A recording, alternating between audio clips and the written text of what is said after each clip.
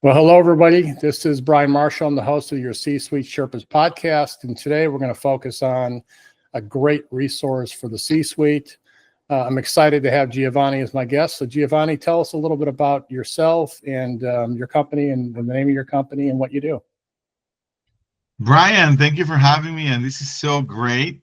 Yes, I'm Giovanni Gonzalez. And our company is called Mindful Performance Blueprint.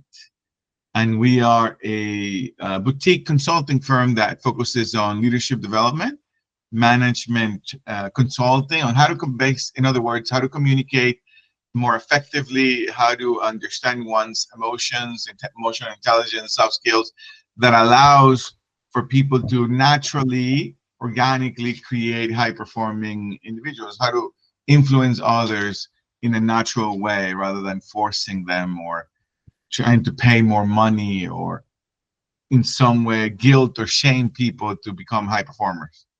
That's great. So, you and I were talking before we started the podcast, and you were telling me a bit about the size of clients you work with, and maybe you can give us a little bit of an idea of who are the clients you work with, and then what do you, when you talk about high performance, give me an example of what that looks like.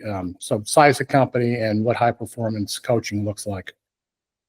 Yes, it's a big range, but normally it's companies that have 50 employees or more. Normally I'm speaking with the senior leaders or the executives or the business owners who are looking to basically align their teams inside of the context of their mission, inside of the context of their vision, and to create a culture where people feel proud of what they do, they feel proud of the company they're working for, and elevates the quality of life of people. One of the things that I often like to say is that 4 billion people wake up every morning to go to a job they don't like. Yeah. They do it every day. Yeah. And senior leaders have the opportunity to create an environment, regardless of what they do, where people love what they do. And people are hungry for that. Yeah. So tell me about, give me an example. You don't have to name names, but give me an example contextually of a leader who might be sitting here listening to this podcast, and he's wondering, how can Giovanni help me? So who do your services work best for? A little bit of insight into that would be helpful. Okay, well, normally one of the things that we encounter, one of the things that business owners encounter as they are growing is at some point they knew everybody. At some point they knew the names of every single person that worked in their company, yeah. And they had a personal investment in each person. And at some point they start growing, and so they can only focus on a certain number of people, and they're trusting that the people they trust can create a culture that is aligned with their mission, that it is aligned with why they started the company in the first place. And normally that doesn't happen because people often, when they're looking for a job, they're looking for a particular paycheck, if you will, or they see jobs as a transition for something else, right, rather than training themselves in leadership skills that create a culture where people elevate the quality of their lives. So a business owner or a seasoned leader at any company begins to pay attention to, well, how do people feel around here? Why is it important? Because that's where if a senior leader or a manager starts taking a look at, well, what is if you will, the pulse? How is it that people feel regardless about their job and the company they work for? Then things that are often measure, like the KPIs of turnovers or people taking more time outside of work, and they start lying about the hours that they work, or they start hiding things and lying. Those things cost a lot of money to a company, and the senior leaders need to start training their managers on how to create an environment around them where people are loyal to the company they're working for, where people care about the future about the company they're working for. And in order to care about the future about the company they're working for, they need to train on how to ultimately care about the clients they serve. And everything I'm pointing to you right now is not intuitive. One would want to have that be intuitive, but no, you got to train the people to become high performers. And that's where we come in. Yeah, what teams, you're right, what people do naturally is usually the opposite of what you need to do if you want to build a cohesive team that trust each other. You mentioned a key point. Trust is such a scarce commodity in the corporate world right now, and most leaders don't know how to actually create an environment where people trust each other. It's quite the opposite. So that's really cool that you do that. But there are a lot of people out there that claim that they do something similar. So how do you differentiate from the others? What sets you apart from people that also do that kind of work? Yes, the industry of leadership development or management consulting, often it is put in this place of it's all the same.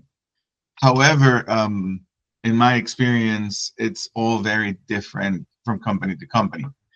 And we are a boutique consulting firm because we truly take a personalized kind of approach to our clients. Before we even take on a client, we have a meeting with the person who's interested. Then we have a meeting with the people who they trust. And then we hear what they're dealing with. We actually want to hear what they're dealing with, because for us, it's really important that whatever the challenges are, we understand whether it's process or whether it's people, right? Whatever challenge they have. And we need to know that we are a fit. We need to know also that one of the things that we bring to companies is that we don't negotiate, at least for myself, but certainly for my team, we don't negotiate working with people that don't care about the people they work with. Yeah. I don't negotiate that. When I'm working with an organization or when I'm looking to talk to someone and I start really getting a sense that people say things like everybody is, what is that word I'm looking for? Everybody can be replaced. Yeah, right. Everyone's replaceable. Yeah. They don't value people in their organization. Yes. It's difficult to force people to care about people. And I assume you're talking about the leadership, the people that are making the decision. Those are the people you're talking about. They have to care. They have to want to help people. They just don't know how. They need you to help them figure that part out. Exactly. So it's a very personalized meeting where we understand the needs of that client, and then we get a sense that they really care about the people they're working with. And then from there, then we either look at, is it a soft skills that they need training with? Or then we start looking at, well, the organization or that team, depending on the size of the company, is not connected to a big why of the organization. They're not connected emotionally. They're only connected by their processes, by their KPIs, but they're not connected to a why. So then I'm kind of getting into what we start looking at. But to make the story short is that once I get a sense of what they're dealing with, then we train people to look at themselves differently, to look at others differently, to look at the industry differently. And once we can shift the way people look at things with a particular vision in common, with a particular mission in common, then people start elevating their standards naturally. You see, people want to do better. People do want to do better. And people want to connect to a mission, people want to connect to a vision more than they want to connect to a paycheck. And so once leaders get that, then they are able to create a high-performing environment. No, that's great. And so one last question around that, and then we'll move into the lightning round, have a little bit of fun before we let you go. Do you work on site? Are you working remotely? Is it a combination? What does that look like today with, ever since COVID now, people are, sometimes they don't want to meet in person. So I'm just curious, this sounds like it's a really on-site, face-to-face, intensive type engagement. So what does that look like for you now? It's a very hybrid approach. It always starts on site. And then once we get the alignment for the opportunity of the engagement with the team, then there are certain aspects that we do virtually so that we can do the continuation of what we discover, what we open up as leaders. So it's a hybrid approach. That makes sense. Yeah, I think that's what a lot of us are doing now. It's you try to do some on-site, you mix in the virtual, and it's really about building relationships and trust. And it's hard to do that 100% virtually. So that's consistent Very with what difficult. I've been saying out there. All right, let's switch gears a little bit. Let's have some fun. So I'm going to ask you some quick questions. This is the lightning round. Don't think about it. Just answer whatever comes to mind, and we'll go through a series of questions. And like I said, we'll have some fun with this. So are you ready? Yes. All right, here we go. So coffee or tea? You said it was an easy question, man. Yeah, coffee or tea. Mostly coffee. Okay. Cats or dogs? Dogs. I like that answer. If you can only grab one weapon or item during the zombie apocalypse, what would it be? I don't know, man. A zombie an AK-47. I'm gonna. There you go. That's somebody said a sense of humor. I thought, well, good luck with that. Favorite quote or phrase that you think about often? People don't get what they deserve. People get what they work for. Yeah. Do you have a favorite movie? I love The Gladiator. That's a good one. Streaming service. Do you watch streaming series? Do you have anything that you binge watch on Netflix or Amazon Prime or any of the streaming services? I watch a lot of series, but the last one I saw I really liked, which was The Lioness. I started watching that. That's a good one. I think they just came out with a new season, so I'll have to check it out. Yeah. Book that you're reading now. Book I'm reading now. I'm reading or just recently read. Last book you read, I guess.